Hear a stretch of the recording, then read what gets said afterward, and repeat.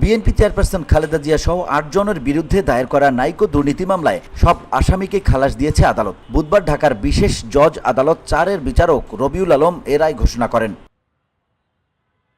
খালাস পাওয়া অন্য আসামিরা হলেন তৎকালীন মুখ্য সচিব কামাল উদ্দিন সিদ্দিকী, বাপেক্সের সাবেক মহাব্যবস্থাপক মীর মইনুল হক। ধুলো, ময়লা ও ক্ষতিকর ধূলিকণা থেকে নিমিষেই মুক্তি দেয় চৌধুরী এয়ার পিউরিফায়ার। এর শক্তিশালী সাকশন ঘরের কোনায় কোনায় লুকিয়ে থাকা সকল ধুলা টেনে ফিল্টার করে এবং বের করে আনে নির্মল ও স্বাস্থ্যকর হাওয়া। নাইকোর দক্ষিণ এশিয়া বিষয়ক ভাইস প্রেসিডেন্ট কাশেম শরীফ, জ্বালানি ও খনিজ সম্পদ মন্ত্রণালয়ের ভারপ্রাপ্ত সচিব খন্দকার শহীদুল ইসলাম, সাবেক সিনিয়র সহকারী সচিব সিএম ইউসুফ হুসাইন, ব্যবসায়ী গিয়াসউদ্দিন আল মামুন ও বাগেরহাটের সাবেক সংসদ সদস্য MAH Selim.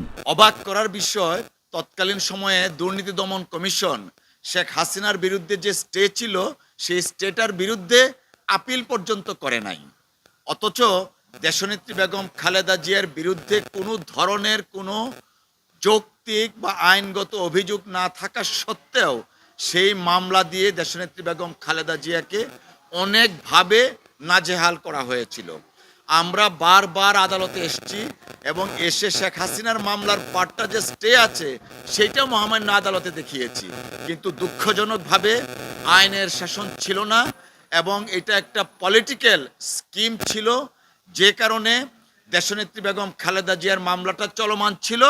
On the other hand Sheikh হাসিনার মামলাটা স্টে করা ছিল, যেটা আমরা মনে করি ইট ওয়াজ এ ম্যালিশিয়াস প্রসিকিউশন, অর্থাৎ দেশনেত্রী বেগম খালেদা জিয়ার বিরুদ্ধে রাজনৈতিক অসৎ উদ্দেশ্যে এবং ওনাকে আইনগতভাবে বা আদালতের মাধ্যমে ক্ষতি করার জন্যই মামলাটা চলছিল। এর আগে গত 13 ফেব্রুয়ারি আত্মপক্ষ সমর্থন ও যুক্তিতর্ক উপস্থাপন শেষে আদালত রায়ের জন্য 18 ফেব্রুয়ারি তারিখ ধার্য করেন। মামলায় মোট 68 সাক্ষীর মধ্যে 39 জনের সাক্ষ্য গ্রহণ করা হয়। শেখ হাসিনা ওয়াজেদের পার্লামেন্ট ছিল রাবার স্ট্যাম্প, ঠিক আদালতকেও ডিকটেট করে বেগম খালেদা জিয়াকে যেন রাজনৈতিকভাবে হয়রানি করা যায় এবং বিএনপির নামে যেন কালিমা লেপন করা যায়, তার জন্য শেখ হাসিনা ওয়াজেদ আদালতকে ব্যবহার করতেন এবং দুর্নীতি দমন কমিশনকে ব্যবহার করতেন। তারই ফলশ্রুতিতে শেখ হাসিনা ওয়াজেদ ওনার বিরুদ্ধে অভিযোগ যা ছিল তা খারিজ করে দিলেন, বাতিল করে দিলেন। কিন্তু মালয়েশিয়ান প্রযুক্তিতে তৈরি অত্যাধুনিক cleaning machine modern vacuum cleaner যে কোনো ধরনের ধুলো ময়লাকে পরিষ্কার করে ঘরকে করে তুলুন চকচকে ও আকর্ষণীয়।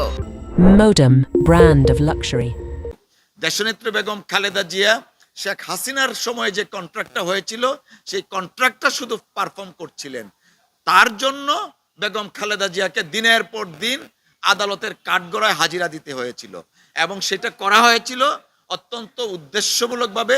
শেখ হাসিনার যে রাজনৈতিক স্কিম ছিল, নীল নকশা ছিল, তা বাস্তবায়নের জন্যই বেগম খালেদা জিয়াকে আসামির কাঠগড়ায় দাঁড় করানো হয়েছিল। 2007 সালের 9 ডিসেম্বর দুর্নীতি দমন কমিশন তেজগাঁও থানায় খালেদা জিয়ার বিরুদ্ধে নাইকোর দুর্নীতি মামলা দায়ের করে। তদন্ত শেষে 2008 সালের 5 মে খালেদা জিয়া সহ 11 জনের বিরুদ্ধে চার্জশিট দাখিল করা হয়। দীর্ঘ বিচার প্রক্রিয়ার পর বুধবার সব আসামিকে খালাস দেওয়া হলো।